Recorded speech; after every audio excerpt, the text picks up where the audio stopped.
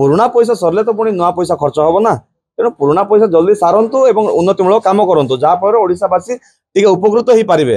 फेर बजेट घोषणा ए सरकार 7 मास हो सारे सुधा जमारू परिपक्व नहांती आज पर्यंत कौन सी मंत्री परिपक्व नुह सरकार पूरापूरी वर्तमान खाली कथा कथार फाइल फाइल रही जाए कथा गुड़ा जो कथा गुड़ा कही से कथा गुड़ा आज पर्यंत कार्यकारी हो पारला ना।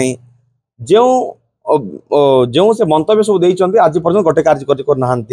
केवल रंग मारिबार व्यस्त हो जाइछंती। गत सेशन रे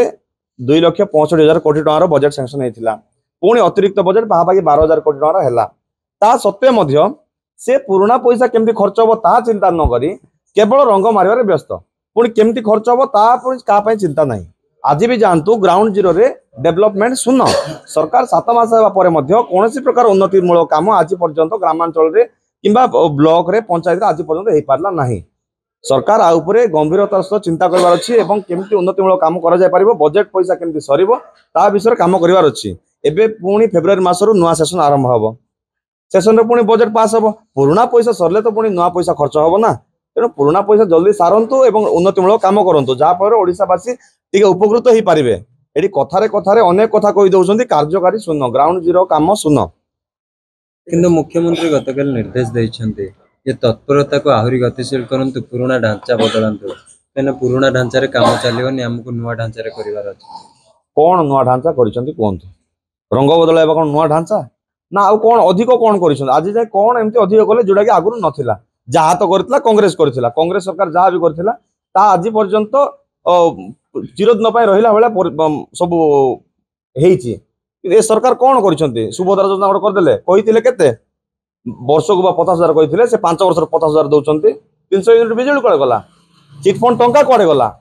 ए दुर्नीति मुक्त करने बदल में आज ओडिशा पर दुर्नीति बढ़ी जाइए दिन दहाड़े झील को रेप कर मर्डर कर सरकार कौन सी प्रकार जो जवाब देते से प्रकार आज पर्यंत करना केवल योजना करदे हुए ना कार्यकारी अच्छी कार्यकारी करें जाए सरकार को आम मानवु सरकार परिपक्व है बोली। तेणु मुझे मन करुच्ची ओडावासी बर्तमान सब जानी सारे सरकार जमारू परिपक्व नुह से बर्तमान आज पर्यंत कौन उन्नतिमूलक काम कर पारला नहीं जहाँ प्रतिश्रुति देता कार्यकारी कर पारला नहीं। गोटे आप जानते नेशनल एजुकेशन पॉलिसी ओडिशा रे कार्यकारी होची जदि आप देखिबे एवं जदि आप देखिबे शिशु बाटिका गठन करी छोट छोट पिलांक भविष्य गठन करने को चाहते किंतु पूर्व सरकार जदि आप देखिए 5T ना रे भुआ बुलाउथिला जी केंद्र मंत्री मुख्यमंत्री कहले